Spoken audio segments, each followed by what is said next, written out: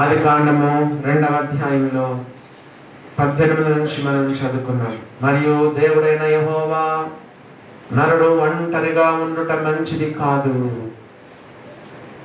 దేవుడు సృజించినప్పుడు ఏం చెప్పాడంటే మంచిది మంచిది మంచిది మంచిది అని చెప్పాడు. ప్రతిరోజు చెప్పాడు. చూడండి,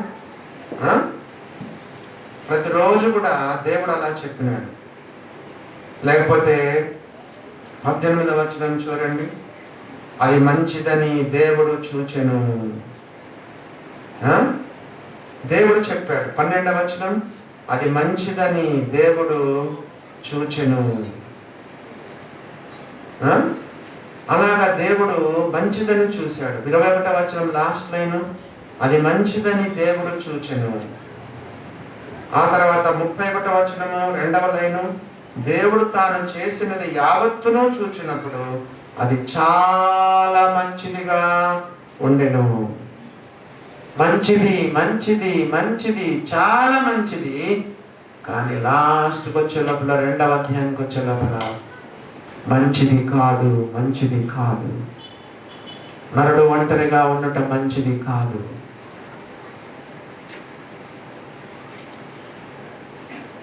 సాటైన సహాయమును దేవుడు వాని కొరకు చేయుదును అనుకునేను అని రాయబడి.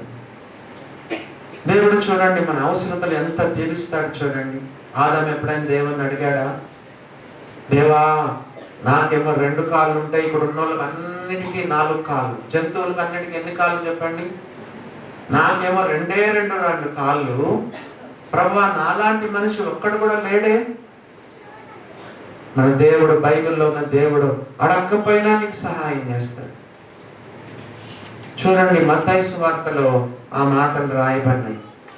మత్తయి సువార్త 6వ అధ్యాయంలో ఒక మాట చూడండి ఏమని రాయబడిందో. మత్తయి సువార్త 6వ అధ్యాయంలో కొండ మీద ప్రసంగంలో యేసు ప్రభు వారు ఏం చెప్పారు? 8వ వచనం, మీరు మీ తండ్రిని అడగక మునుపే మీకు అక్కరగానున్నవేవో ఆయనకు తెలియను.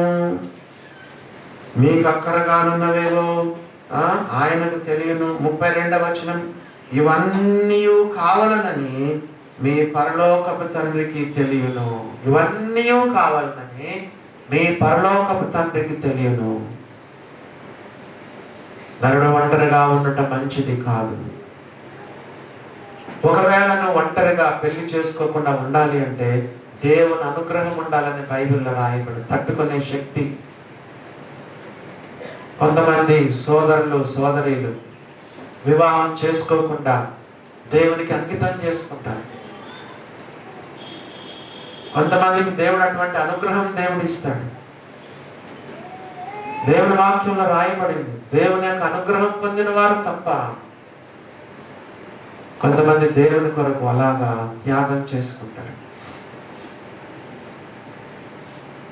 దావీదు వృద్ధాప్యానికి వచ్చినప్పుడు అభిషగు అనేటువంటి ఆమె దావీదు దగ్గర పరిచారం చేసింది, నమ్మకంగా సేవ చేసింది. దావీదుకు నాకు మర్చిపోయినాను ఎంతమంది భార్యలో ఎక్కువ మంది భార్యలు ఉన్నారు దావీదుకు. దైవజనుడు పూర్వకాలంలో దేవుడు దాన్ని పట్టించుకునేవాడు కాదు. అంతమంది భార్యలున్న ముసలివాడైన తమ భర్తకు సేవ చేసే భార్యలు లేరు చూడండి. ఆ సమయంలో అభిషేక్ అనేటువంటి అమ్మాయి దావీదు దగ్గర ఉండి ఎంతో పరిచర్య చేసిందని బైబిల్లో రాయబడింది. కొంతమంది ఏం చెప్తారంటే ఇంకా జీవిత కాలం అంతా ఆమె వివాహం చేసుకోకుండా అట్లనే ఉండిపోయిందని. కొద్దిమంది తమ జీవితాలను దేవునికి అంకితం చేసుకొని వివాహం లేకుండా దేవుని సేవలో ఉంటారు. అలాంటి వాళ్ళు తప్ప సాధారణంగా సర్వసాధారణంగా నరుడు ఒంటరిగా ఉండట మంచిది కాదు. దేవుని వాక్యం ఏం చెప్తుందో చూడండి. అపోస్తలుడైన పౌలు కొరింథీయులకు రాసిన మొదటి పత్రిక 7వ అధ్యాయం. అపోస్తలుడైన పౌలు కొరింథీయులకు రాసిన పత్రిక మొదటి పత్రిక 7వ అధ్యాయములో ఒక మాట చదువుతున్నాం చూడండి. 8వ వచనం చదువుతున్నాను. 8వ వచనం, కొరింథీయులకు రాసిన మొదటి పత్రిక 7వ అధ్యాయం 8వ వచనం, నా వలె ఉండుట వారికి మేలని పెళ్లి కాని వారితోనూ విధవరాండ్రతోనూ చెప్పుచున్నాను. బహుశా మరి పౌలు మరి పెళ్ళయిన తర్వాత భార్య చనిపోయిందో లేదో పెళ్లి చేసుకోకుండా ఉన్నాడేమో.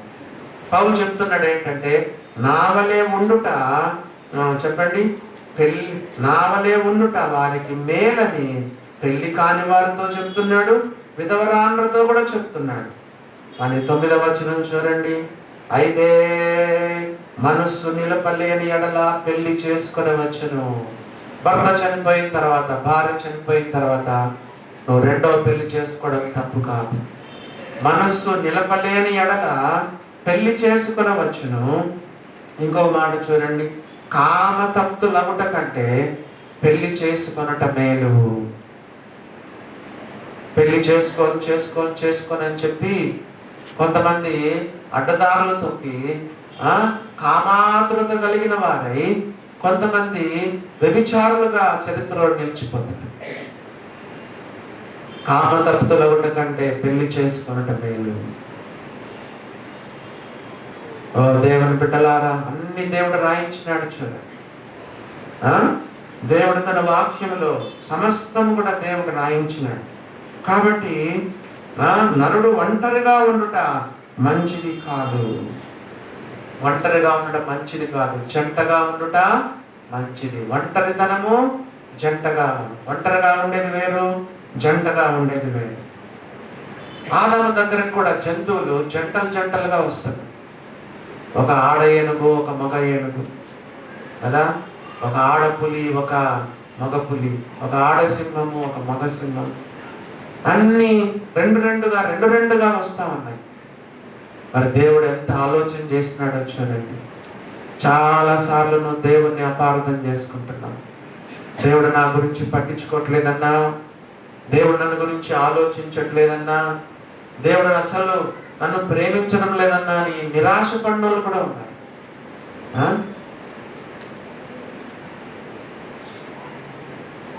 మా డాక్టర్ కూడా ఒకరోజు నా దగ్గర నన్ను పట్టుకొని భలే ఏడ్చింది. డాడీ, దేవుడు చాలా పార్షియాలిటీ కలిగిన వాడు డాడీ. ఎందుకంటే కొంతమందికి మంచి ఉద్యోగాలు వస్తున్నాయి, అంటే చిన్న కంపెనీల్లో మంచి ఉద్యోగాలు వస్తా ఉన్నాయి కదా. అప్పుడు తన స్నేహితుల కంటే ముందు తన స్నేహితులకు జాబ్ వచ్చినప్పుడు నన్ను పట్టుకొని ఏడ్చింది. నో దేవి, నో కదా. ఇప్పుడు నేను జ్ఞాపకం చేస్తే సిగ్గుపడుతుంది. దేవుడు మంచి కంపెనీలో మా డాక్టర్కు జాబ్ ఇచ్చినాడు. దేవుడు ఎన్నడూ కూడా పార్షియాలిటీ కలిగిన దేవుడు కాదు. దేవుని ప్రేమ వ్యక్తిగతమైంది. ఎన్నడే కానీ దేవుని శంకించవద్దు. ఫిలిప్పీ 4:19 చూడండి. నా దేవుడు క్రీస్తు యేసునందు మహిమలో తన ఐశ్వర్యము చొప్పున మీ ప్రతి అవసరమును తీర్చును. ఆదామేమన్నా దేవుణ్ణి అడిగాడా? చెప్పండి, ఆదామేమన్నా దేవుణ్ణి అడిగాడా? నాకు భార్య కావాలయ్యా అని అడిగాడా? ఫిలిప్పీ 4:19 చదవండి.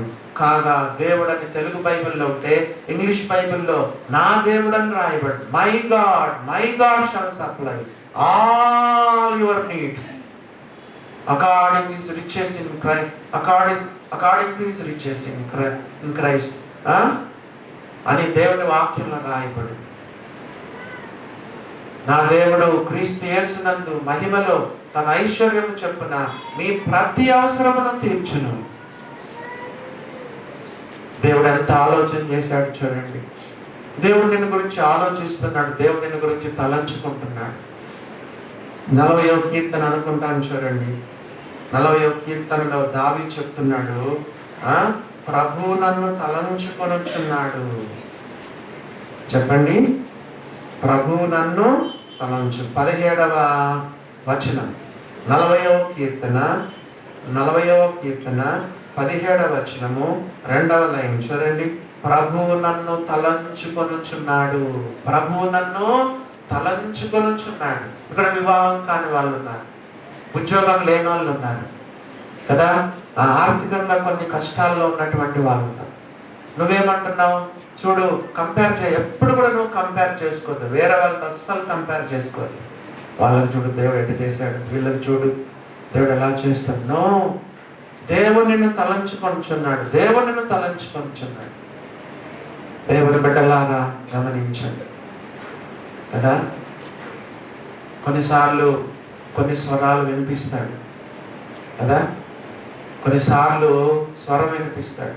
నాకు కూడా అప్పుడప్పుడు సాతాను కొన్ని స్వరాలు కదా. ఆయనక ఇప్పుడు నేనేమంత ముసలోని కాదు కదా, అసలైన సమయంలో కదా దేవుడు తీసుకున్నాడు. సాతాను ఏమంటాడు తెలుసా? కర్మ కర్మ అని కొన్నిసార్లు కదా కొన్ని స్వరాలు వినిపిస్తాడు. వెంటనే సాతాను మనం ఏం చెప్పాలంటే, సాతాను అలా వెనుకకి వెళ్ళిపో. యేసు ప్రభువును సాతాను శోధించినప్పుడు ఏమన్నాడు? సాతానా, get behind Satan, get behind Satan, సాతానా అలా వెనుకకు పో. ప్రభు నన్ను తలంచుకొనుచున్నాడు. నీ అవసరాలు అన్ని దేవునికి తెలుసు. కాబట్టి దేవుడు ఏమనుకున్నాడో చూడండి. వానికి సాటైన సహాయం వాని కొరకు చేయదును అనుకున్నాను. సాటినా పోటీనా? అమ్మమ్మో, కొంతమంది భార్యలు భర్తతో ఏం పోటీ పడతారు తెలుసా? భార్యల శిరస్సు భర్తని బైబిల్లో రాయబడింది. కొంతమంది భలే పోటీ పడతారు. భార్య భర్తతో భార్య భలే పోటీ పడుతుంది. దేవుని వాక్యం ఒప్పుకోదు. భార్యల శిరస్సు భర్తను రాయబడి, ఒక మెట్టు తగ్గు దేవుని హెచ్చిస్తాడు. బైబిల్లో రాయబడింది, తన్ను తాను తగ్గించుకున్నవాడు హెచ్చించబడును, తన్ను తాను హెచ్చించుకున్నవాడు తగ్గించబడును. పోయిన వారం కూడా చెప్పుకుంటాను, నీ భర్త అంతా ఫస్ట్ ఇంట్లో కనపడాలి, చర్చిలో కాదు. చర్చిలో ఏముందండి? నేను కూడా భక్తిగానే ఉన్నాను, ఎవరు చూసినా చర్చిలో భక్తిగానే ఉంటాను. నీ భర్త అంతా ఫస్ట్ నీ ఒంటరిగా ఉన్నప్పుడు కనపడాలి, నీ భార్య దగ్గర కనపడాలి, నీ భర్త దగ్గర కనపడాలి, నీ పిల్లల దగ్గర కనపడాలి, నీ తల్లిదండ్రుల దగ్గర కనపడాలి. భార్య భర్తకు సాటినే కానీ పోటీ కాదు. ఎన్నడూ కూడా భర్తతో పోటీ పడద్దు. సాటి అయిన సహాయము. చాలా మంది భర్తలు లైఫ్లో విజయవంతులుగా సక్సెస్ఫుల్గా ఉన్నారంటే భార్య యొక్క తోడ్పాటు. కొంతమంది భార్యలు భర్తను ఎంత ప్రోత్సాహపరుస్తారు తెలుసా? పర్వాలేదండి, వెళ్ళండి, దేవుడు సహాయం చేస్తాడండి, you can, you are able, you are capable, పర్వాలేదండి, మీరు చేయగలరు, దేవుడు మనకు తోడుగా ఉన్నాడు కదా. ఆత్మస్థైర్యము మగవాళ్ళ కంటే ఆడవాళ్ళకి ఎక్కువ ధైర్యం ఉంటుంది. ఆత్మస్థైర్యం అంటారు కదా. ఆడవాళ్ళ కంటే మగవాళ్ళ కంటే ఆడవాళ్ళకు ఎక్కువ ధైర్యం ఉంటుంది. అందుకే చూడండి, భార్య లేకపోతే భర్తలు, భార్య చనిపోతే భర్తలు కృంగిపోతారు, కానీ భర్త లేకపోయినా భార్య ఎంతమంది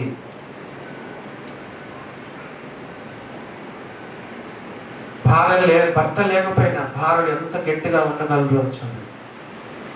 నీ భర్తను నువ్వు ఎంత ప్రోత్సహించాలి. కొంతమంది భర్తను కృంగదీస్తారు, చేతగానోడా అదా, నీలాంటి వాడు 5 పైసలకు దొరుకుతాడు అంటుంది ఒక ఆమె. పోయినసారి కూడా చెప్పినాడు, నీలాంటి వాడు భర్తను పట్టుకొని 5 పైసలకు దొరుకుతాడు.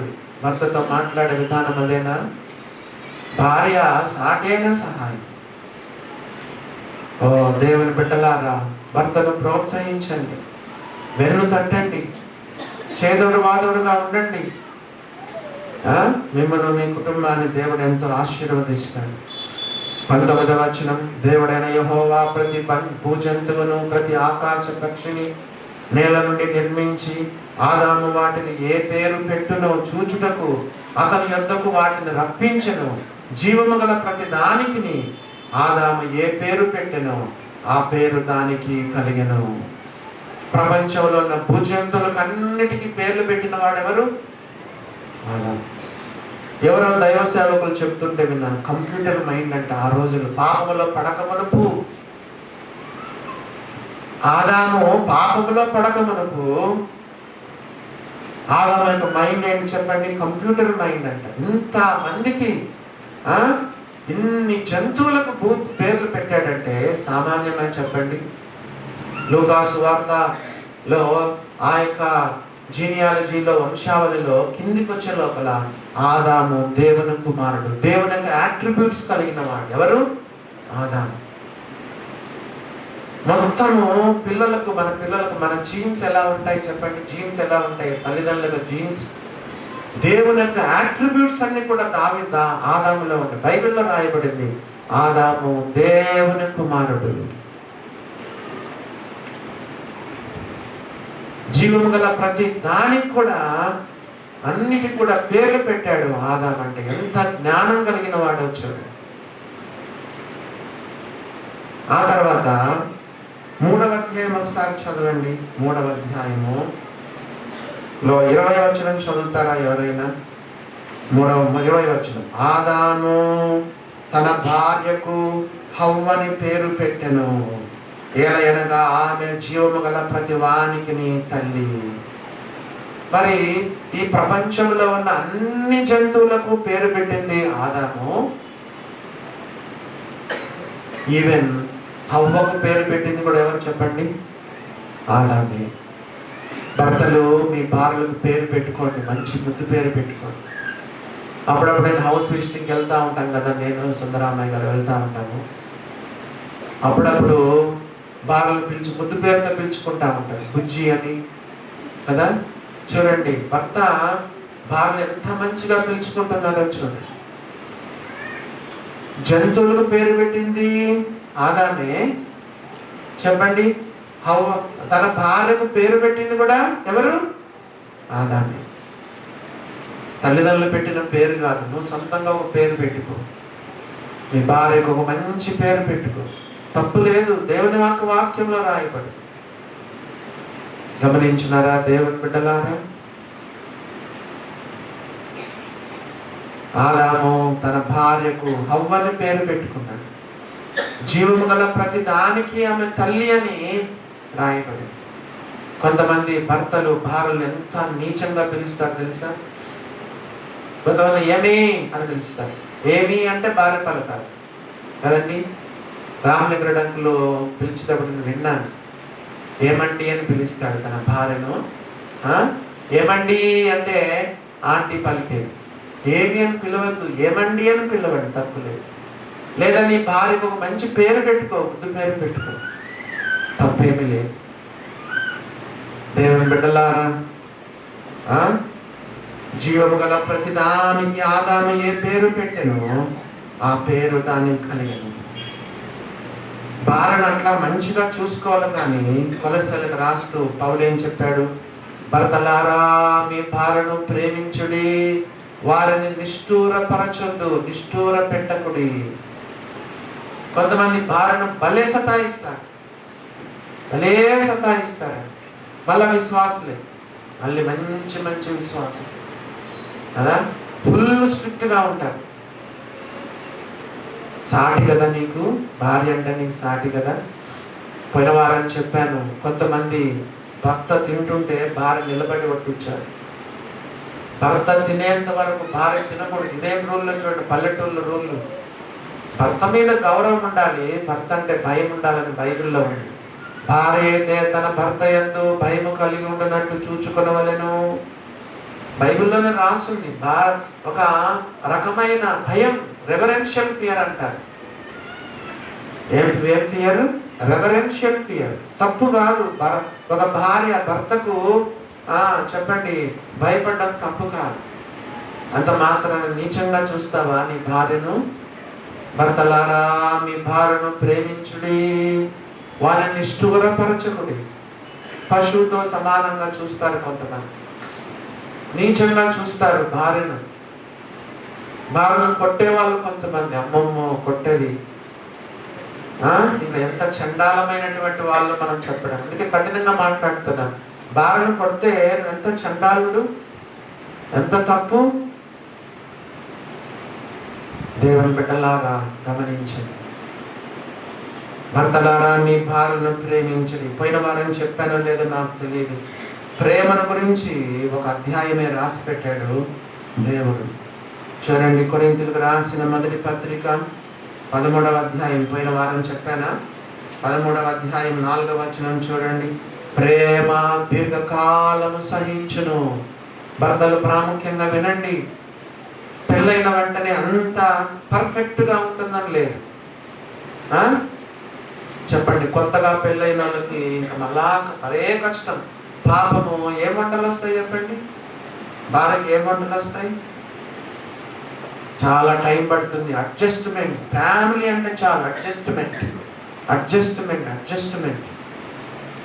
ప్రేమ దీర్ఘకాలము సహించును. ప్రేమ దయ చూపించును. ప్రేమ మత్సరపడదు. ప్రేమ డంబముగా ప్రవర్తింపదు. ప్రేమ ఉప్పొంగదు. ప్రేమ అమర్యాదగా నడవదు. కొంతమంది భార్యల పట్ల అమర్యాదగా ఉంటారు భర్తలు. జాగ్రత్త. నీకు తోటిది, నీకు సాటిది అని బైబిల్లో రాయదు. ప్రేమ అమర్యాదగా నడవదు. ఇంకా చూడండి, స్వప్రయోజనము విచారించుకున్నదు. అంతా నీ సుఖమే కాదు. బైబిల్లో ఉన్న భార్యను సుఖపెట్టమని దేవుని వాక్యం రాయబడు. స్వప్రయోజనం విచారించుకున్నదు. ఇంకా చూడండి, త్వరగా కోపపడదు. కొంతమంది భర్తలకు భలే కోపమండి. మాట్లాడినా కోపమే, మాట్లాడకపోయినా కోపం, చెప్పినా కోపమే, చెప్పకపోయినా కోపం, ఏం చేసినా కోపమే. కొంతమంది భార్య దిక్కే తోచదు. ఎట్లా నా భర్తను అసలు ఎట్లా నేను ఆయన్ను హ్యాపీగా ఉంచగలను? అసలు వాళ్ళకి అర్థమే కాదు. భర్త అంటే అర్థమే కావట్లేదు. ఏం చేసినా నీకు కోపం. విశ్వాసులు కదా, బైబిల్లో రాయబడింది. చదవండి. కొండ మీద ప్రసంగం చదవండి. తన సహోదరుని మీద కోపపడువాడు విమర్శకు లోనగును, ద్రోహి అని చెప్పువాడు నోటితో ఎంత పాపాలు చేయొచ్చో తెలుసా? కోపం.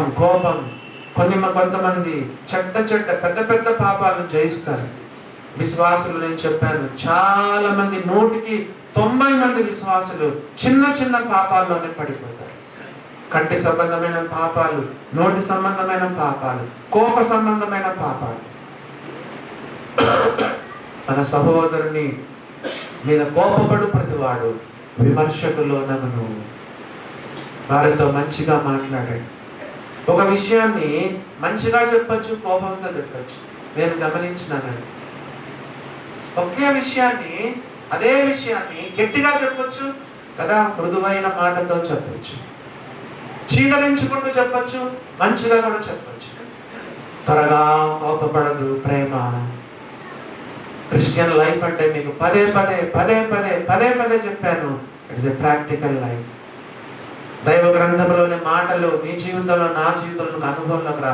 ఊరికే చదువుకోవడం కాదు, ప్రసంగాలు చెప్పడం కాదు, ప్రసంగాలు వినడం కాదు, రొట్టెరసం మాత్రమే కాదు, ఆదివారం వచ్చి రొట్టెరసం తీసుకోవడం కాదు. క్రైస్తత్వం అంటే ఇట్స్ ఎ ప్రాక్టికల్ లైఫ్. క్రీస్తు జీవితాన్ని జీవించడమే క్రిస్టియన్ లైఫ్. ఇవన్నీ నీ జీవితంలో అనుభవంలోకి రావాలి. నీకు ఎక్కువ కోపం ఉంటే యేసయ్య పాదాల దగ్గర పడి దేవుణ్ణి అడుగు, ప్రభువా కోపాన్ని జయించలేకపోతున్నా, నాకు సహాయం చేయి. ఎన్నిసార్లు నీ భార్య పైన, భర్త పైన నువ్వు కోపపడ్డావు, చీదరించుకుంటావు. త్వరగా కోపపడదు. ఇంకా చూడండి, అపకారమును మనసులో ఉంచుకునదు. ఒకరోజు ఏదో భార్య తప్పు చేసింది కదా, చిన్నదో పెద్దదో మొత్తానికి పొరపాటై అంత మాత్రాన భార్యను దూరం పెడతావా? ఏదో భార్య తప్పు చేసింది, జరగరాందే జరిగింది అనుకో, అంత మాత్రాన భార్యను దూరం పెడతావా? చీటి మాటకు పొడుస్తావా? నువ్వు ఆ రోజు ఇట్లా చేసినావు, అలా ఇట్లా చేసినావు, ఆ రోజు ఇట్లా చేసినావు అని పొద్దుస్తమా నువ్వు పొడుస్తానే ఉంటావా? పొరపాట్లు జరుగుతూ ఉంటాయి. ప్రేమ అపకారమును మనసులో ఉంచుకున్నది. నా బైబిల్ ఏం రాసుకున్నాను తెలుసా? Love is poor at mathematics. అన్ని లెక్క పెట్టుకోదు. ప్రేమ అనేది మ్యాథమెటిక్స్ లో పూర్ అని రాసుకున్నాను. Love keeps no record of wrong things. Love is very poor at mathematics. Mathematics లో బాగా ఎవరు మ్యాథమెటిక్స్ లో బాగా ఆరోగ్యంలో ఏం చేస్తారు? ప్రతిదాన్ని లెక్క పెడతానే ఉంటారు, ప్రతిదానికి లెక్క పెడతానే ఉంటారు. Love keeps no record of wrong things. మర్చిపో, అంతా మర్చిపో. ప్రేమ అపకారం మన మనసులో ఉంచుకున్నది. ఆ తర్వాత చూడండి ఏమని రాయబడిందో, ప్రేమ దుర్నీతి విషయమే సంతోషపడదు, ప్రేమ సత్యమనందు సంతోషించును, ప్రేమ అన్నిటికీ తాలుకును. ప్రేమ చెప్పండి, అన్నిటినీ తాలుకును. వివాహ జీవితం అంటే చాలా చాలా కష్టం.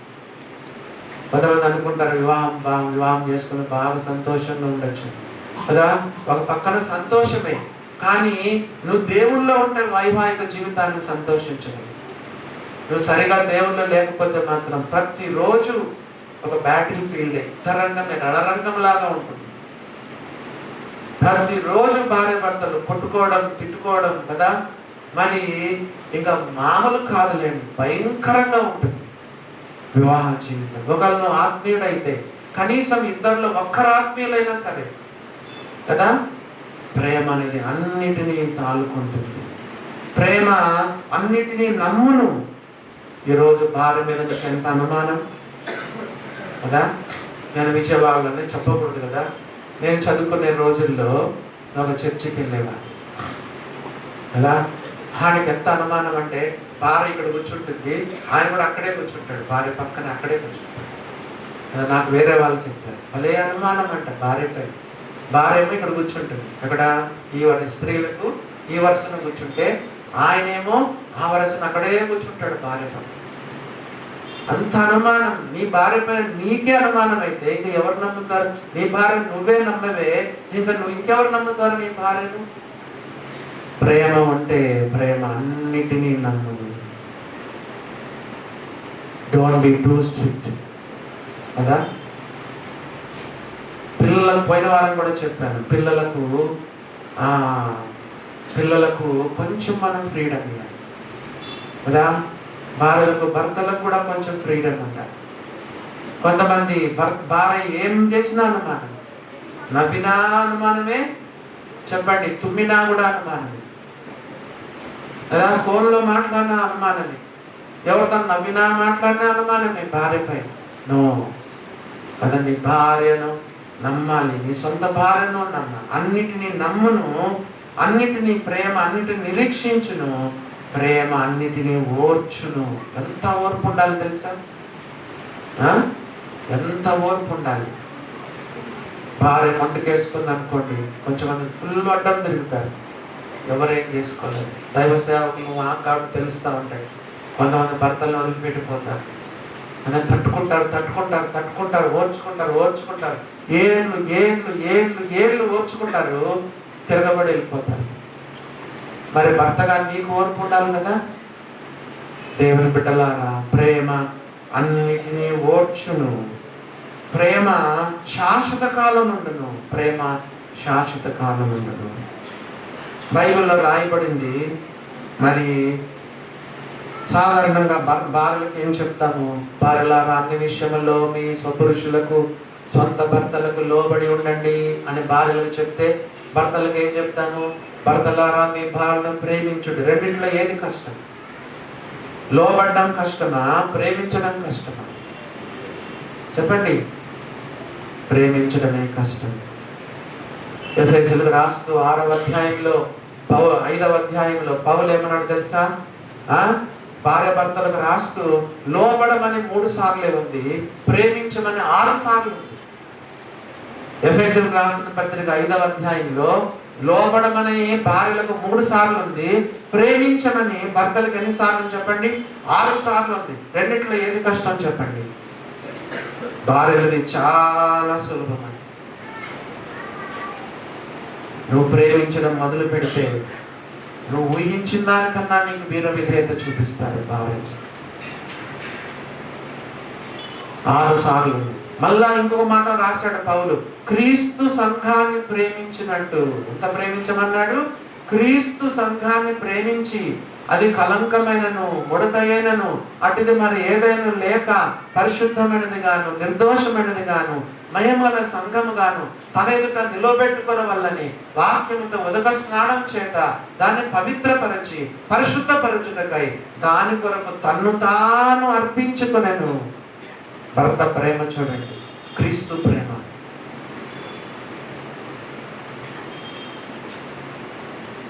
సంఘంలో కలంకము ముడత ఉంటే అంతా కడిగేస్తున్నాడంట యేసు ప్రభు. సంఘములో కలంకము ముడత అటుది నాకు ఏదైనా ఉంటే పరిశుద్ధమైనదిగా నిర్దోషమైనదిగా తన ఎదుట నిలవబెట్టుకున్న వాళ్ళని వాక్యంతో ఉదక స్నానం చేత సంఘాన్ని పవిత్రపరుస్తున్నాడంట. ఎవరు? యేసు ప్రభు. మరి నువ్వేం చేస్తావు? నీ భార్య సంగతులన్నీ ఎక్స్పోజ్ చేస్తావు కదా. మీ మామకు ఫోన్ చేసి ఏందండి మీ భార్య లోపడదని నీ మామయ్యకు ఫోన్ చేస్తావు, మీ అత్తమ్మకు ఫోన్ చేస్తావు, మీ మమ్మీకి చెప్తావు, మీ నాయనకు కూడా చెప్తావు. మాలాంటి దైవ సేవకులు కూడా చెప్పారు, ఏందన్నా అస్సలు నా భార్య వినదు. No,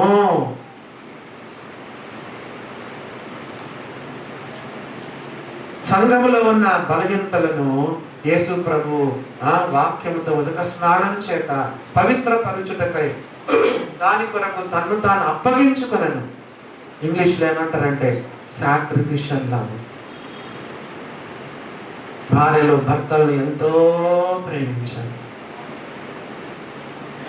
sacrificial love. ఓన్లీ ఆమెలో బలహీనతలు ఉన్నా కూడా నువ్వు తుడిచేయమని వాక్యం చెప్తుంది. క్రీస్తు సంఘాన్ని ఎంత ప్రేమించినాడో అంత ప్రేమించాలి.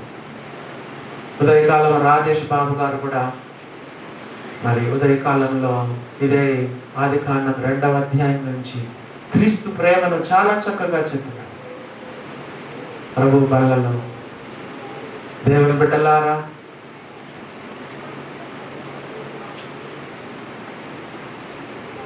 పోయినసారి కూడా చెప్పాను, మళ్ళా చెప్తున్నాను. కొంతమంది భర్తలు ఏం చేస్తారంటే లోబడమని చెప్పాడు కదా, లోబడని ఊరికే ప్రెజర్ పెడతా ఉంటారు ఎవరిపైన? భార్యలపైన. కొంతమంది భార్యలు కూడా నువ్వు ప్రేమించమన్నాడు కదా అని కొంతమంది భార్యలు కూడా భర్తల పైన ఫిర్యాదు చేస్తూ ఉంటారు. అలా చెప్పకూడదు. ఎందుకో తెలుసా? భార్యలారా మీ భర్తలకు లోబడి ఉండమని దేవుడు వాళ్ళకు లెటర్ రాశాడు. భార్యలు రాసిన లెటరు భర్తలు చదవచ్చా? భర్తలు కూడా దేవుడు ఒక లెటర్ రాశాడు. ఏమని? భర్తలారా మీ భార్యను ప్రేమించుడి అని భర్తలకు రాసిన లెటర్ను భార్య చదవచ్చా? చదవకూడదు. ఒకరికి వచ్చిన లెటరు చింపి చదవడం అమర్యాద కదా. అక్కడ పోస్ట్ బాక్స్ లో ఎవరికైనా లెటర్లు వచ్చి ఉంటే అది తీసుకెళ్లి మనం వాళ్ళకు అందించాలి తప్ప కొంతమంది చూద్దాం ఏదో లెటర్ వచ్చింది ఎక్కడి నుంచి వచ్చిందని చెప్పి మన పేరిట వచ్చిన లెటర్ను వేరే వాళ్ళు చించి చదవడం అనేది అమర్యాద, మొరటుది. దేవుని బిడ్డలారా గమనించినారా? ఎన్నడే కానీ నీ భార్య తనకు భార్యలారా అన్ని విషయాల్లో నీ భర్తకు లోబడమని చెప్పినాడు కదా అని ఎన్నడే కానీ భార్యకు రాసిన లెటర్ను చదివి ఆమె మీద ఫోర్స్ చేయొచ్చు. అలాగనే భార్యలు కూడా ఎన్నడే కానీ దేవుడు వారికి రాసిన లెటర్, భర్తలారా మీ భార్యను ప్రేమించుడి అని దేవుడు రాసిన లెటర్ను మీరు చదివి మీ భార్యల పైన అది బలవంతంగా మీరు చేయొద్దు.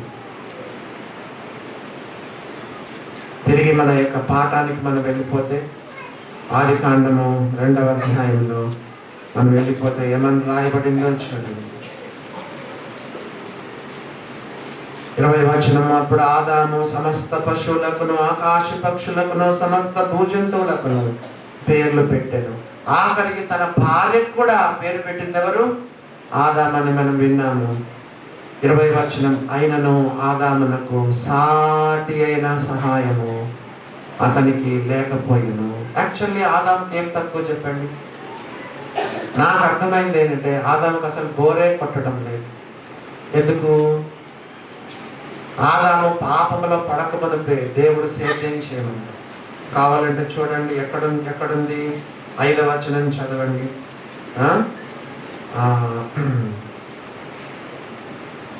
ఎక్కడ ఉంది చూడండి. 2వ వచనంలోని 2వ అధ్యాయంలోని దేవుడు పాపములో పడకమునుపే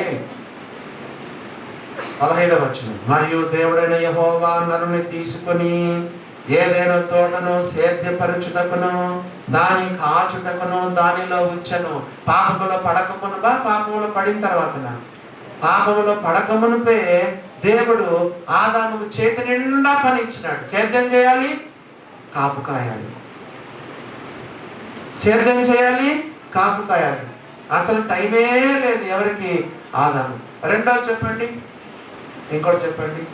జంతువులన్నీ వస్తున్నాయి, అన్నిటికీ పేర్లు పెడుతున్నాడు. జంతువులు ఎంత మంచిగా సహవాసం. ఆ రోజుల్లో క్రూర జంతువులు కాదు, వైల్డ్ అనిమల్స్ కాదు. అప్పుడు ఇంకా పాపం లేదు కాబట్టి సింహాలు వచ్చి ఆడుకోవచ్చు, ఏనుగులు, పులులు కదండి, క్రూర జంతువులు, వైల్డ్ అనిమల్స్ కూడా అన్ని. ఎప్పుడు ఏది కూడా ఆదాము హాని చేసే జంతువులు కాదు. ఎంత ఆయనకు బోర్ కొట్టడం లేదు, ఎంతగా టైం స్పెండ్ చేస్తున్నాడు చూడండి. మూడవదిగా, ఏ పండు అంటే ఆ పండు తినొచ్చు. ఏదైనా తోటలో ఫలాని పండు లేదని చెప్పడానికి ఉందా? ఏ పండు కావాలంటే ఆ పండు తినొచ్చు. నాలుగవదిగా, ప్రతిరోజు సాయంకాలం యేసుప్రభు వస్తానే ఉన్నాడు, మాట్లాడుతూనే ఉన్నాడు. చల్లపూటను దేవుడు వచ్చి ఆయనతో మాట్లాడుతున్నాడు. వరుసగా చెప్పండి 4 విషయాలు. సేద్యం చేస్తున్నాడు, కాపు కాస్తున్నాడు. రెండవదిగా, జంతువులు వచ్చి ఆయనతో మాట్లాడుతున్నాయి. మూడవదిగా చెప్పండి, మరి తోటంతా తిరిగి ఏ పండు కావాలంటే ఆ పండు తినొచ్చు. నాలుగవదిగా, ప్రతిరోజు సాయంకాలం చల్లపూటన యెహోవా దేవుడు వచ్చి, అనగా యేసుప్రభు వచ్చి ఆయనతో మాట్లాడుతూనే ఉన్నాడు. ఎందుకు నేను చెప్పాను యేసుప్రభు ఎందుకు చెప్పాను? నరరూపిగా ఎవరైనా వచ్చారంటే యేసుప్రభు. ఆనాడు యెహోవా అంటే యెహోవా దేవుడు వచ్చి నరరూపిగా వచ్చి మాట్లాడుతున్నాడు అంటే యేసుప్రభువే ఆయన దగ్గరికి వచ్చి మాట్లాడుతుండేవాడు. కాబట్టి అసలు ఆయనకి ఏం బోర కొట్టడం లేదు. కానీ దేవుడు ఏం చెప్పాడంటే, సాటి అయిన సహాయం కావాలి, ఆదాముకు సాటి అయిన సహాయం కావాలి. చూసారా దేవుని బిడ్డలారా, నరుడు ఒంటరిగా ఉండుట మంచిది కాదు. 21వ వచనం చదువుతున్నాను. అప్పుడు దేవుడైన యెహోవా ఆదామునకు గాఢ నిద్ర కలగచేసి, అతడు నిద్రించినప్పుడు అతని ప్రక్కటెముకలలో ఒక దాన్ని తీసి. నేనేం రాసుకున్నానంటే బైబిల్లో, గాఢ నిద్ర కలగజేశాడు, గాయాన్ని కూడా చేశాడు. ఇందాకనే రాజేష్ బాబు గారు చెప్పారు కదా, దేవుడు గాఢ నిద్ర కలగజేశాడు, గాయాన్ని కూడా చేశాడు. కొన్నిసార్లు దేవుడు మనకు గాయాలు కూడా చేస్తాడు. ఇద్దరు మనకు గాయం చేసేవాళ్ళు. ఎవరు చెప్పండి? డాక్టర్ గాయం చేస్తాడు కదా, అప్పుడప్పుడు డాక్టర్ కూడా మనకి ఏం చేస్తాడు చెప్పండి? గాయం చేసి లోపల ఉన్న చెడునంతా తీసేస్తాడు, ఆపరేషన్ చేస్తాడు, చెడుగును తీసేస్తాడు, క్యాన్సర్ పుండుంటే తీసేస్తాడు. పరమ వైద్యుడు యేసు ప్రభు కూడా మనకు గాయాలు చేస్తాడు. గాఢ నిద్ర కలగజేసింది ఆయనే, గాయం చేసింది కూడా ఆయన. కొంతమందికి నిద్ర పట్టడం లేదు కదా, కొంతమందికి ఎందుకో రాత్రి నిద్రే పట్టదు. ఎక్కువ ఆలోచనలు, ఎక్కువ తలంపులు, ఎక్కువగా ఆ విషయం ఈ విషయం ఆలోచన చేస్తూ ఉంటారు. నో, బైబిల్లో రాయబడింది, ఆయన మిమ్మల్ని గురించి చింతించుచున్నాడు కనుక మీ చింత యావత్తు ఆయన మీద వేయండి. మొత్తం నీ భారాలన్నీ ఆయన మీద పెట్టేసి. అసలు నీ హృదయం ఎంత ఫ్రీగా ఉండాలంటే, యేసు ప్రభువుని నమ్ముకున్న వారి హృదయాల్లో ఏ భారం పెట్టుకోవద్దు, హ్యాపీగా ఉంటుంది, చింత లేకుండా ఉంటుంది. దేవుని బిడ్డలారా, నేను ఫస్ట్ టైం యానీని అడ్మిట్ చేశాను ఒకరోజు రాత్రి. ఫస్ట్ డయాలసిస్ చేసి మమ్మల్ని ఇంటికి వెళ్ళిపోమన్నారు. ఐసీయూలో అలో చేయరు కదా, ఇంటికి వచ్చి బైబిల్ తెరిచినాను. ఆ రోజు దేవుడు నన్ను ఆదరించిన వాక్యం, ఆయన మిమ్మల్ని కూర్చి చింతించుచున్నాడు కనుక మీ చింత యావత్తు ఆయన మీద వేయండి కదా. అప్పుడు నాకు అనిపించింది, ఆయనకు లేక చింత నాకెందుకు, మీ గురించి ఆయన చింతిస్తున్నాడు, ఆయన మిమ్మల్ని గురించి చింతించుచున్నాడు కనుక మీ చింత యావత్తు ఆయన మీద. ఎంత మంచి వాక్యం చెప్పండి. నీకున్న బర్డన్స్ అన్ని ఆయన మీద వేసేసాను. 55వ కీర్తన 22వ వచనం, నీ భారమును యెహోవా మీద మోపము, ఆయన నిన్ను ఆదుకొనును. కొంతమందికి రాత్రిపూట్ల నిద్రే పట్టదు. దానికి తోడు ఇక తిప్పింది కదండి. ఎప్పుడైనా నేను కూడా ఎక్కువసేపు చూస్తే అయ్యో ఎందుకబ్బా ఇంతసేపు చూశాను, వాక్యం 2 వాక్యాలు చదువుకున్నట్టే ఎంత బాగుండేది అనిపిస్తుంది. నేనేం చెడ్డవి చూడను. వార్తలు టీవీ లేదు, ఇప్పుడు మాకు వార్త పది కదా, ఏవో కొన్ని తెలుసుకోవాలి, కొన్ని వార్తలు తెలుసుకోవాలి కదా. ఎవరో చర్లపల్లిలో ఎవరో కదా తల్లి 2 కుమార్తెలు, కొడుకు కుమార్తె చనిపోయినారు కదా. ఏవో కొన్ని వస్తాం, కొంచెం మనం చూడద్దు చెప్పలేదు. మధ్యరాత్రి వేళ కొంతమంది ఊరికే టీవీ చూస్తూనే ఉంటారు, సెల్ ఫోన్ చూస్తూనే ఉంటారు. దేవుని బిడ్డలారా, దేవుని అడగండి, గాఢ నిద్రను దేవుని అడగండి. నిద్ర మంచి గుడ్ థెరపీ అండి. థెరపీ తెలుసా మీకు? నిద్ర అనేది మంచి థెరపీ. మైండ్ ఫ్రెష్ అయిపోతుంది. అన్ని మర్చిపోవలసినవన్నీ మనం మర్చిపోతాం. గాఢ నిద్ర కలగజేసేవాడు ఆయనే, గాయం చేసేది కూడా ఆయనే. మరి గాఢ నిద్ర కలగజేసి అతడు నిద్రించినప్పుడు అతని ప్రక్కటెముకలలో ఒక దాన్ని తీశాడు. నిద్రించినప్పుడు అతని ప్రక్కటెముకలో ఒక దాన్ని తీసి ఆ చోటును మాంసముతో పూడ్చివేసినాడు. దేవుని బిడ్డలారా, ఆ ప్రక్కటెముకనే దేవుడు స్త్రీనిగా నిర్మించినాడు. కింద వచనంలో రాయబడింది, దేవుడు హవ్వను చేసినాడు. నిద్రపోయేటప్పుడు దేవుడు మన మీద ఎన్ని ఆశీర్వాదాలు ఇస్తాడు తెలుసా? 127వ కీర్తన చూడు. నేను అప్పుడప్పుడు తెల్లారుజాము నాకు పొద్దున లేచినప్పుడు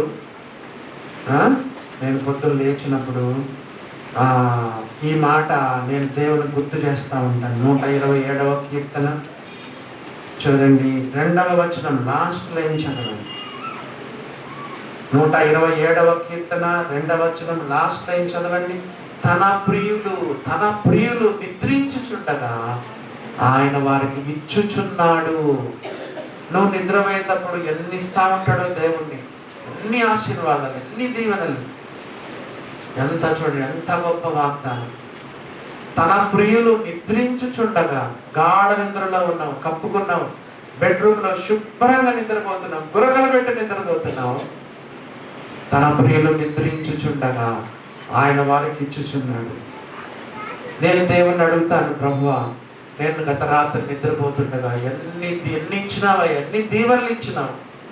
నమ్మండి, ఆదాము నిద్రపోతున్నప్పుడు హవ్వను తయారు చేసి తీసుకొచ్చినాడు. గాఢ నిద్రలో ఉన్నప్పుడు హవ్వను తయారు చేసి సిద్ధపరిచి తీసుకొని వచ్చినాడు. ఇప్పుడు కొంతమంది పెళ్లి కాని వాళ్ళు కూడా నిశ్చింతగా ఉండండి, ఏమి కంగారు పడద్దు. ఈ మధ్యనే మనం ఒక వాక్యం చదువుకున్నాం క్రిస్మస్ అప్పుడు కదా, in the fullness of his time, కాలము సంపూర్ణమైనప్పుడు దేవుని గడియారం టంగ్ టంగ్ టంగ్ టంగ్ అని కొట్టినప్పుడు టక్కని తీసుకొస్తాడు ఒక అమ్మాయిని కానీ అబ్బాయిని కానీ, మీ కాళ్ళ దగ్గరకే తీసుకొని వస్తాడు. ప్రార్థన చేయండి, దేవుని సన్నిధిలో కనిపెట్టండి. మంచి అల్లుడిని, మంచి కోడలను, మంచి భార్యను, మంచి భర్తను దేవుడు తీసుకొస్తాడు. తన ప్రియులు నిద్రించుచుండగా ఆయన వారికి ఇస్తున్నాడు. ఆధారపడండి, దేవుణ్ణి అడగండి. నీకు వయసు 21 సంవత్సరాలు ఉంటే ఒకవేళ డిగ్రీలను ప్రవేశించి రోజును ప్రార్థన చేయి. కానీ కాబోయే భార్య కొరకు, కాబోయే భర్త కొరకు, లేదా రావాల్సిన భర్త కొరకు, రావాల్సిన భార్య కొరకు, రావాల్సిన కోడల కొరకు, అల్లుడి కొరకు రోజు ప్రార్థన చేయి. తన ప్రియులు నిద్రించుచుండగా ఆయన వారికి ఇచ్చుచున్నాడు. అతను నిద్రించినప్పుడు ప్రక్కటెముకలలో ఒక దాన్ని తీసి ఆ చోటును మాంసంతో పూడ్చివేశాడు. భార్య అంటే సామాన్యం అనుకున్నావా? తనకు భార్య కావాలంటే ఆదాముకి ఏమైంది చెప్పండి? గాయమైంది, ఆపరేషన్ అయింది, పుండయింది కదా, రక్తము కార్చినాడు. చూడండి, వివాహ జీవితం అంటే ఎంత సాక్రిఫిషియల్ లైఫ్ ఉంటుందని చూడండి. తనకు భార్య కావాల్సి వచ్చినప్పుడు ఏమైంది? ఒక ప్రక్కటెముకను పోగొట్టుకున్నాడు. చెప్పండి, ఇంకా ఏమైంది? గాయమైంది, రక్తం కూడా కార్చబడింది. ఇందాక రాజేష్ గారు చెప్పినారు, రక్తం కార్చబడింది. మరి ఎంత సాక్రిఫైస్ చేశాడో చూడండి ఆదాము. దేవుని బిడ్డలారా, ఆదాముకు ఒక్క గాయమే, కానీ సంఘం అనే భార్య కొరకు యేసు ప్రభు ఎన్ని గాయాలు పొందినాడు. ప్రభు బలలో మనం జ్ఞాపకం చేసుకుని ముళ్ళ కిరీటం చెక్కినప్పుడు ఒక ముళ్ళు ఆయనకి ఎంత గాయం చేస్తుంటాడు చూడండి. కొరడా దెబ్బలు ఎన్ని, ఒక దెబ్బ కొడితే మళ్ళా దానికి చాలా ఇవి ఉంటాయి, చీలికలు ఉంటాయి. కొరడా దెబ్బ ఒకటే కానీ మళ్ళా దానికి తాళ్ళు ఉంటాయి అన్నమాట. కొరడాకు తాళ్ళు ఉంటాయి. ఆ తాళ్ళ చివర కుక్కులు ఉంటాయి, హుక్స్ ఉంటాయి, ఎముకలు ఉంటాయి. ఇట్లా కొట్టినప్పుడంట ఎముక అంతా వీపంతా చీలుతుందని రోమా కొరడాలు అలా ఉంటాయని చరిత్ర చెప్తుంది. మరి యేసు ప్రభు మన కొరకు ఎన్ని గాయాలు పొందినాడు, ఎంత రక్తం కార్చినాడు. భార్య కొరకు ఎంత సాక్రిఫిషియల్గా ఉండాలో చూడు. దేవుని బిడ్డలారా, అతను నిద్రించినప్పుడు అతని ప్రక్కటెముకల్లో ఒక దానిని తీసి ఆ చోటును మాంసముతో పూడ్చి వేసింది. 22వ వచనము, తరువాత దేవుడైన యెహోవా తాను ఆదాము నుండి తీసిన ప్రక్కటెముకను స్త్రీనిగా నిర్మించి, నా బైబిల్ ఏం రాసుకున్నా తెలుసా? 1:2. ఏందబ్బా 1:1 కదా. 1 పోయి ఏమైనాడు, 2 అయిపోయినాడు. ఎందుకంటే స్త్రీ భార్య ఎవరో కాదు, తన దేహంలో నుండి బయటకు వచ్చి. చూసారా దేవుని బిడ్డలారా, 1:2 అయినారు. దేవుడైన యెహోవా తన ఆదాము నుండి తీసిన ప్రక్కటెముకను స్త్రీనిగా నిర్మించి ఆమెను ఆదాము వద్దకు తీసుకొని వచ్చాను. దేవుడే గిఫ్ట్గా తీసుకొచ్చాడు. అందుకే బైబిల్లో రాయబడింది, సుబుద్ధి గల భార్య యెహోవా యొక్క దానము, గాడ్స్ గిఫ్ట్. ఆ గిఫ్ట్ను మనం ఏం చేస్తాం చెప్పండి? ఎవరైనా మనం గిఫ్ట్ ఇస్తే మనము షోకేస్లో పెట్టుకుంటాం కదా. మనకి ఏమైనా బహుమానం వస్తే డిస్ప్లే కొరకు అందరం భార్య ఎంత భద్రంగా చూసుకోవాలి.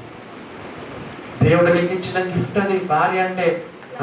సుబుద్ధి గల భార్య యెహోవా యొక్క దానం. దేవుడు ఆమెను ఆదాము దగ్గరికి తీసుకుని వచ్చినాడు.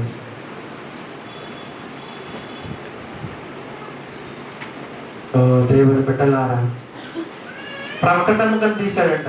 పెళ్ళిళ్ళు అప్పుడప్పుడు కొంతమంది చెప్తా ఉంటే విన్నాను, నా సొంత వ్యాఖ్యానం కాదు. కొంతమంది ఏం చెప్తారంటే దైవ సేవకులు, దేవుడు తలలో నుంచి తీయలేదంట. తలలో నుంచి ఒక ఎముకను తీసి దాన్ని భార్యగా చేస్తున్నట్టే భార్య ఏమన్నదంట, నేను తలలో నుండి తీయబడ్డాను కాబట్టి నేను నీ పైన కూర్చుంటాను అని అనేదంట. నీకు శిరస్సు నేనేనయ్యా, నేను నీ తలలో నుంచి తీయబడ్డానని చెప్పుండేదంట భార్య. ఒకవేళ దేవుడు కాళ్ళ నుంచి తీస్తున్నాడు అనుకోండి, కాళ్ళ నుంచి తీస్తుంటే అప్పుడు భర్త ఉండేవాడు. ఇప్పుడు భార్య కాదు, భర్త నువ్వు కాళ్ళలో నుంచి తీయబడ్డావు, నా కాళ్ళ కింద పడుండు అని భర్త చెప్పుండేవాడు. తల్లో నుంచి తీసుంటే భార్య చెప్పుండేది, కాళ్ళ నుంచి తీసుంటే భర్త చెప్పుండేవాడంట. కానీ దేవుడు ఎంత ఆలోచన చేశాడో చూడండి. గుండెకు దగ్గరగా ఉన్నా కదా, నీ గుండెలకు దగ్గరగా ఉన్నటువంటి ప్రక్కటెముకను దేవుడు తీశాడు. కొంతమంది భక్తులు ఇంకోటి కూడా చెప్తారు, మళ్ళా ప్రక్కటెముక అంటే కుడివైపున ఉన్న ప్రక్కటెముకనా, ఎడం పక్కన ఉన్న ప్రక్కటెముక? గుండె ఎక్కడ ఉంటుంది చెప్పండి? కుడి పక్కన ఉంటుందా, ఎడం పక్కన ఉంటుందా? ఎడం పక్క ఇక్కడ ఉంటుంది గుండె కదా. కొంతమంది దైవ సేవకులు ఏం చెప్తానంటే, ఎడం పక్కన ఉన్నటువంటి ప్రక్కటెముక నేను తీసినాడు, గుండెకు దగ్గరగా ఉంటుంది కాబట్టి. చూసారా దేవుని బిడ్డలారా, ఎంత బాగా నువ్వు భార్యను చూసుకోవాలి. అందుకే ఆదాము చెప్తున్నాడు, నా ఎముకలలో ఒక ఎముక, నా మాంసములో మాంసము, ఇది నరులో నుండి తీయబడను కనుక నారి అనబడను. దేవుడు ఎన్ని ఎముకలు తీశాడు చెప్పండి? ఆదాము నుండి ఇక్కడొక ఎముక తీసి, ఇక్కడొక ఎముక తీసి, మళ్ళా ఇక్కడొక ఎముక తీసి, మళ్ళా ఇక్కడొక ఎముక తీసి, 3 ఎముకలను తీసి 3 భార్యలను చేస్తుంటే ఎన్ని ఎముకలు తీశాడు దేవుడు? ఒకే ఎముకను తీశాడు. 2 భార్యలను దేవుడు ఒప్పుకోడు, 3 భార్యలను దేవుడు ఒప్పుకోడు, 4 భార్యలను దేవుడు ఒప్పుకోడు. ఓల్డ్ టెస్టిమెంట్ లో ఎందుకంటే అజ్ఞాన కాలం అని రాయింది, ఇగ్నోరెంట్ డేస్ అని రాయబడింది. అజ్ఞాన కాలములను దేవుడు చూచి చూడనట్టుగా ఉండేను. ఈ విషయంలో దావీదు మనకు మాదిరి కాదు, మరి యాకోబు మనకు మాదిరి కాదు, లేకపోతే అబ్రహాం మనకు మాదిరి కాదు. ఈ విషయంలో సొలొమోనుకు మనకు మాదిరి కాదు. కొత్త నిబంధన అస్సలు ఒప్పుకోదు. ఒక్క భార్య, ఒక్క భర్త, ఒక్క ప్రకటనలోనే దేవుడు తీశాడు. కొంతమంది రహస్యంగా ఫ్యామిలీస్ నడుపుతుంటారు. ఒక ఊర్లో పేరు చెప్పకూడదు కదా, సంఘ పెద్దంట, భార్య తెలియకుండా వేరే ఆమెను పెట్టుకున్నాడు, పిల్లలు కూడా కన్నాడు, వేరే సంసారం నడుపుతున్నాడు. అమ్మో, సంఘం భలే నడిపిస్తున్నాడు. ఒక పెద్ద నగరం, పెద్ద ఊరు, పెద్ద సిటీ, అలా యవనస్తుడు సంఘాన్ని భలే నడిపించినాడు. మన సంఘంలో కూడా కొద్ది కాలం ఉంటాడు. పెద్ద పెద్ద సేవకులన్నా ఆయనకు సపోర్టు. విచారంలో పడిపోయాడు. భార్య ఉండగా విచారంలో పడిపోయాడు కదండి. అప్పుడు ఆయనకు సపోర్ట్ చేసిన దైవ సేవకులు సిగ్గుపడుతున్నారు. ఎవరెవరో మహామహులను కాదని ఆయనకు సపోర్ట్ చేసేవారు. ఎప్పుడెప్పుడో ఉన్న సంఘాలను కూడా వదిలేసి ఆయనకు సపోర్ట్ చేసేవారు. ఓ దేవుని బిడ్డలారా, గమనించండి, దేవుని వాక్యం అసలు ఒప్పుకోదు. హెబ్రీ 13:4 వివాహం అన్ని విషయములలో ఘనమైనది గాను, కొంతమంది ఘనమైనదని వదిలేస్తున్నారు. ఇది పెళ్లి పత్రికలు ఏం రాస్తున్నారు? వివాహం అన్ని విషయంలో ఘనమైనది అని వదిలేస్తున్నారు. అసలు దేవుడు ఏం చెప్పాడు అక్కడ? ఉండవలెను, మ్యారేజ్ షుడ్ బి కదా. ఏమనుంది? వివాహం అన్ని విషయములలోనూ ఘనమైనది గాను, పార్పు నిష్కల్మషమైనది గాను ఉండవలెను అని దేవుడు రాయిస్తే మనమేం ఆడ ఫుల్ స్టాప్ పెట్టేస్తున్నాం. వివాహం అన్ని విషయంలో ఘనమైనదని ఫుల్ స్టాప్ పెడుతున్నాం. ఓ దేవుని బిడ్డలారా అని చెప్తూ లాస్ట్ ఏమన్నాడు? 4వ వచనంలో, వేశ్యా సంగులకును వ్యభిచారులకును దేవుడు తీర్పు తీరుస్తాడు. నీ భార్యను మోసం చేయొచ్చు, నీ భర్తను మోసం చేయొచ్చు, దేవుని మోసం చేయలేదు కదండి. పోయిన వారం చెప్పానో లేదో నాకు తెలియదు, చెప్పాలండి. నీకు తెలియకుండానే నువ్వు ఆకర్షితుడు అవుతావు కదా. ఆఫీసులో ఉన్నవాళ్ళు, కొలీగ్స్ కదా, అపార్ట్మెంట్స్లో ఉన్నవాళ్ళు, నీ బంధువుల్లో ఉన్నవాళ్ళు, కొన్నిసార్లు చర్చిలో కదండి, నువ్వు తెలియకుండానే నువ్వు ఆకర్షితుడు అవుతావు. జాగ్రత్త. వివాహ హృదయం అన్నిటికంటే మోసకరమైనది, అది ఘోరమైన వ్యాధి కలది, దాన్ని గ్రహింపగలవాడెవడని దేవుని యొక్క వాక్యంలో మనము చదువుతా ఉన్నాం. కాబట్టి దేవుడు ఒక్కటే తీసినాడు, ఒక్క ఎముకను తీసినట్టుగా మనం చదువుతున్నాం. అప్పుడు ఆదాము ఇట్లనను, నా ఎముకలలో ఒక ఎముక, నా మాంసములో మాంసము, ఇది నరులో నుండి తీయబడిన కనుక నాది అనబడను. First song of the Bible, first song in the Bible. విచిత్రమైన సంగతి చూడండి. సాధారణంగా ఫస్ట్ సాంగ్ దేవునికి ఉండాలనుకుంటాం కదా. దేవుడు ఇష్టపడ్డాడు. ఒక భర్త తన భార్యను గురించి పాడాడు. పోయిన వారం విన్నాం, ఆమె భర్త ఆమెను పొగడను, ఆమె భర్త ఆమెను పొగడను. ఎన్నడైనా నీ భార్యను మెచ్చుకున్నావా? చెప్పండి, భర్తలు చెప్పండి, ఎన్నడైనా నీ భార్యను మెచ్చుకున్నావా? కొంతమంది పరాయి స్త్రీలను పొగుడుతూ ఉంటారు, తప్పు. ఎన్నడే కానీ నీ భార్య ఎదుట పరాయి స్త్రీని పొగడద్దు. దేవుని బిడ్డలారా గమనించండి, ఎన్నడైనా నీ భార్యను మెచ్చుకున్నావా? భార్యలు పొద్దున్న 5 గంటలకు లేస్తారు, పాలు కాంచుతారు, టీ కాంచుతారు, టిఫిన్ చేస్తారు, మళ్ళా మధ్యాహ్నం భోజనం కూడా చేసి క్యారియర్ కట్టిస్తారు, పిల్లలకు స్నానాలు చేయించి, ఆడవాడు హారం కొడతా ఉంటాడు. ఎంత ఒత్తిడికి లోనవుతుందో తెలుసా భార్య? వాళ్ళని సమయానికి ఆటో ఎక్కిస్తుంది, భర్తను కూడా సాగనంపుతుంది. ఇంట్లో అత్తమామలు ఉంటే అత్తమామలను చూసుకుంటాడు. మళ్ళీ ఏమైనా పండుకుంటుందా, మళ్ళా బట్టలు ఉతకడం, ఇళ్ళನ್ನು శుభ్రం చేయడం కదండి. మళ్ళా ఎప్పుడెప్పుడు భర్త వస్తాడా, పిల్లలు ఎప్పుడెప్పుడు వస్తాడా, వేడివేడి టీ కాఫీ పకోడీ చేసి సిద్ధంగా ఉంటుంది భార్య. భార్యను మెచ్చుకుంటున్నావా?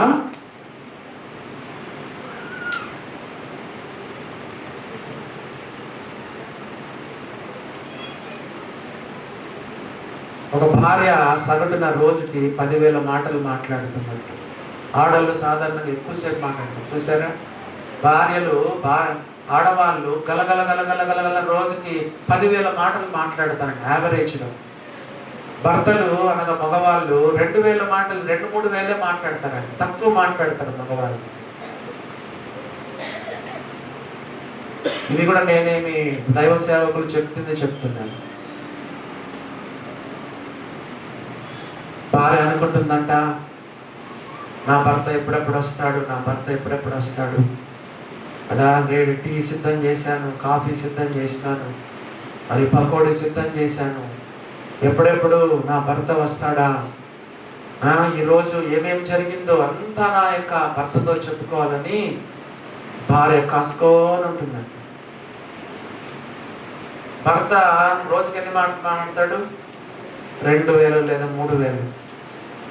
భర్త ఏం చేస్తానంటే ఆ ఉన్న 2,000-3,000 మాటలు ఆఫీస్లోనే ముగించుకొని వస్తాడు.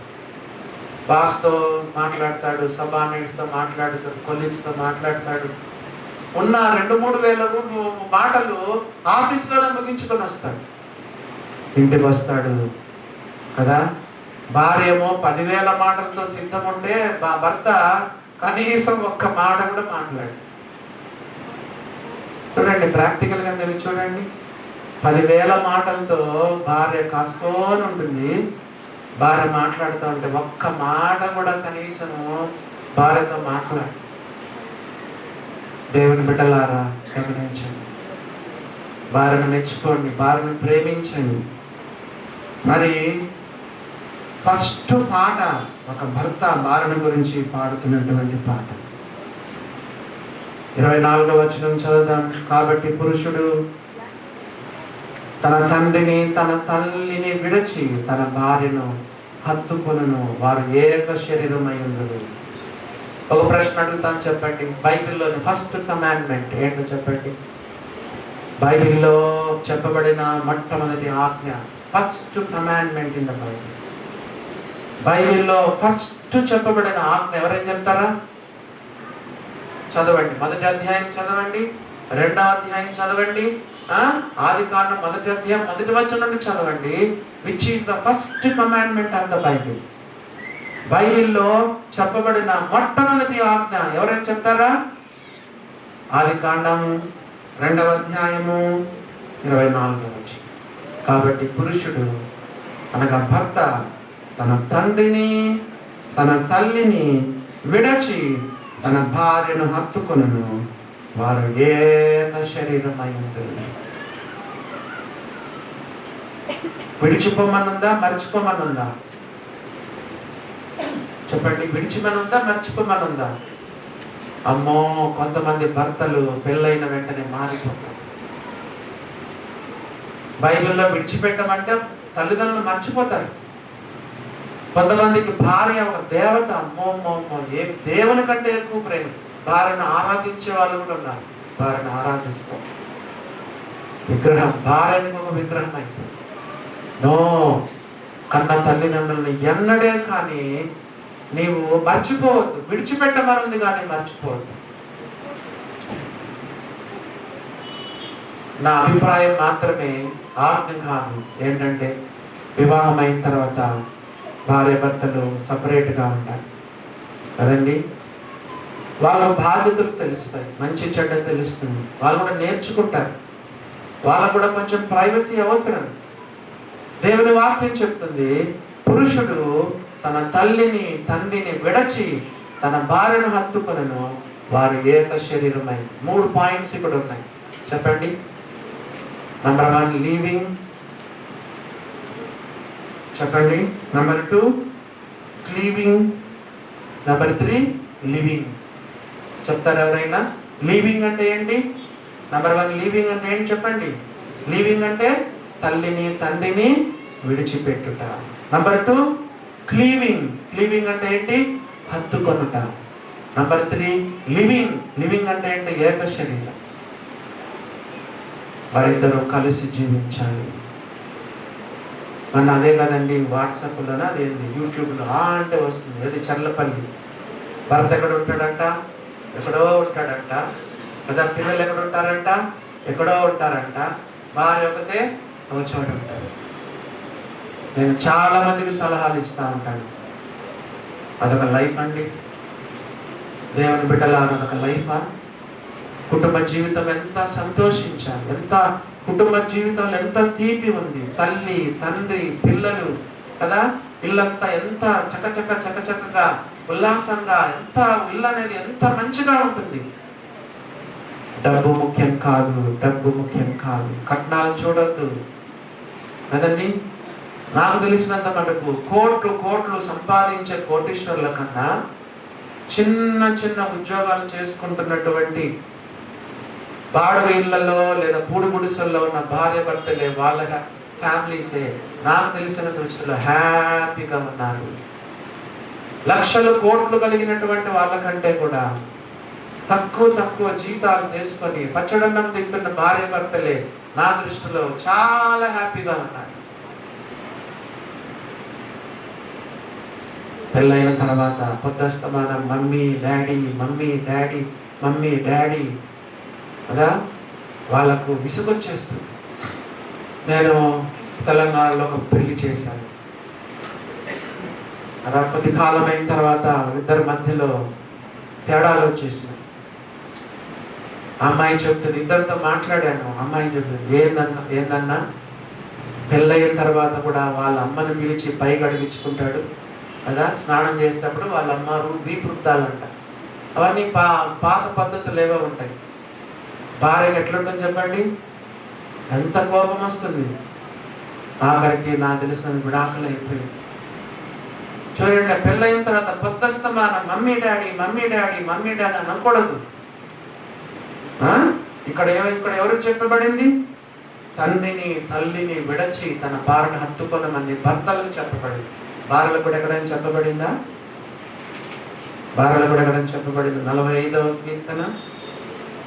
కీర్తనల గ్రంథము 45వ కీర్తనలో ఒక మాట మనం చదువుతున్నాం. కీర్తనలు 45వ కీర్తన 10వ వచనం. కుమారి ఆలోచించి చూయకము, నీ స్వజనమును నీ తండ్రి ఇంటిని మరువుము.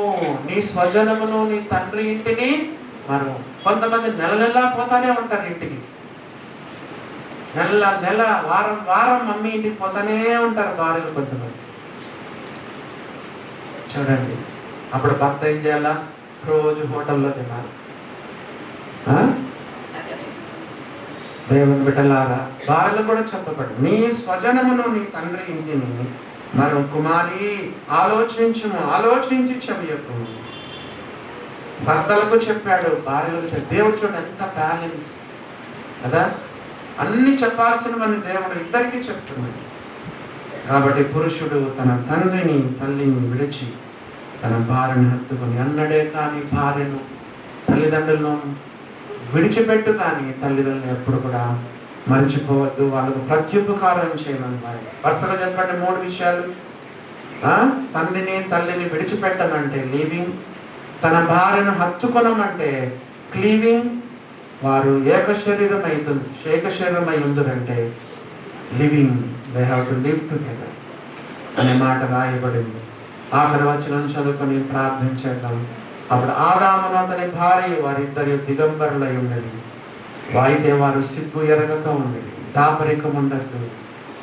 అదండి, భార్య భర్తలు ఎంత ప్లెయిన్గా, ట్రాన్స్పరెన్సీ అంటారు ఇంగ్లీష్లో, ట్రాన్స్పరెన్సీ. భార్య భర్తలు ఎంత ఒకరికొకరు నమ్మకంగా, ఏమాత్రం దాపరికం లేకుండా ఎంత మంచిగా ఉన్నారో చూడండి. దేవుని బిడ్డలారా, మరి చాలా సంఘాల్లో ఇటువంటి బోధ లేదు. ఎన్నో కుటుంబాలు పతనమైపోతాయి. మరి దేవుడు మీకు కొన్ని తప్పులు చూపించినాడు. మరి నిన్న మా యొక్క పెళ్లి రోజు మీలో కొంతమంది విషెస్ ఏదో చెప్పినారు, ఆనక్కలేకపోయినా. నాకు అనిపిస్తుంది, ఎవరైనా భార్య భర్తల గురించి చెప్పినా, తల్లిదండ్రుల గురించి చెప్పినా, తల్లిదండ్రులు బాగా చూసుకోండి అంటే ఇప్పుడు నాకు ఆ భాగ్యం లేదు. మా మమ్మీ మా నాయన కూడా దేవుని సన్నిధికి వెళ్ళిపోయినా. ఐ హ్యావ్ నో చాయిస్ కదా. ఎప్పుడైనా వాక్యాలు వినేటప్పుడు కూడా భార్యని ఇలా చూసుకోండి అంటే ఐ హ్యావ్ నో ఆప్షన్. నాకు లేదు, ఆ భాగ్యం ఇప్పుడు నాకు లేదు. దేవుని బిడ్డలారా, మరి దేవుడు మీ అందరితో, ప్రతి ఒక్కరితో దేవుడు మాట్లాడి ఉంటాడు కదా. దేవుని ఇంటికి వెళ్ళి దేవుని సన్నిధిలో కన్నీరు కార్చి, అవసరమైతే భార్య చేతులు పట్టుకొని క్షమాపణ అడిగి, భర్త చేతులు పట్టుకొని క్షమాపణ అడిగి, నేను ఎంతో గాయపరిచానండి, నేను గాయపరిచాను, నన్ను క్షమించు. దేవుని సన్నిధిలో అడగండి. మనం చర్చిలో వింటా ఉంటాం కదా, be quick to forgive, be quick in asking forgiveness. క్షమాపణ అడగడానికి త్వరపడండి, క్షమించడానికి త్వరపడండి. సాధారణంగా మా మ్యారేజ్ డే నెలలో ఫిబ్రవరిలో నేను కుటుంబాల గురించి చెప్తా ఉంటాను. చాలా సంవత్సరాల నుంచి, సంవత్సరానికి కనీసం అప్పుడప్పుడు కుటుంబ జీవితాన్ని గురించి బోధలు ఉండాలి. మరి నా కొరకు కూడా ప్రార్థన చేయండి. అది ఇందాక చెప్పాను, భర్త లేకుండా భార్య గెటాన్ కాగలదు, వాళ్ళకి ఎక్కువ మనోస్థైర్యం ఉంటుంది. కానీ భార్య లేకుండా భర్త ఉండడం చాలా కష్టం. 4.5 సంవత్సరాలు దేవుడు నన్ను ఎంతో కాపాడినాడు, చేమిని కాపాడినాడు కదా. అంతకంటే నిన్ననే ఒక బ్రదర్ అన్నాడు, అన్నా ఆయనకు ఉన్నదానికంటే ఇప్పుడు ఇంకా ఎక్కువ సేవ చేస్తున్నామన్నా అని చెప్పాడు. విచ్ ఇస్ ట్రూ కదా. నీ ప్రార్థనలు అన్నీ మాకున్నాయి, నీ సపోర్ట్ ఉంది. నిన్న కూడా మమ్మల్ని ఎంతోమంది ధైర్యపరిచినారు. నా కొరకు, జేమి కొరకు ప్రార్థన చేయండి. మీ ప్రార్థన, మీ సహకారం మాకెంతో అవసరం. ఇంతకంటే మించిన సేవ మేము చేయాలి. నీ శక్తికి మించిన ప్రయాణం నీ ఎదుట ఉన్నదని దేవుడు ఏలియాతో చెప్పాడు కదా. ఇంకా సేవ మేము చేయాలి. దేవుడు ఇంకా మాకు భవిష్యత్తులో ఇంకా సహాయపడతాడు. కాబట్టి మా కొరకు ఇంకా మీరు ప్రార్థనలో జ్ఞాపకం ఇంకా అయిపోలేదు కదండి. ఇంకా 2 వారాలు కుటుంబ జీవితం గురించి మనకి ఇంకా కదా. ఒకసారి భార్యలకైంది, భర్తలకు అయిపోయింది, మళ్ళీ ఇంకోసారి కూడా ఇంకా 2 ప్రసంగాలు ఉంటాయి. మనము ప్రార్థనా పూర్వకంగా కుటుంబ జీవితం గురించి విన్నాము. అలా ఉండడానికి దేవుడు తన కృప మనలో విస్తరింప చేయును.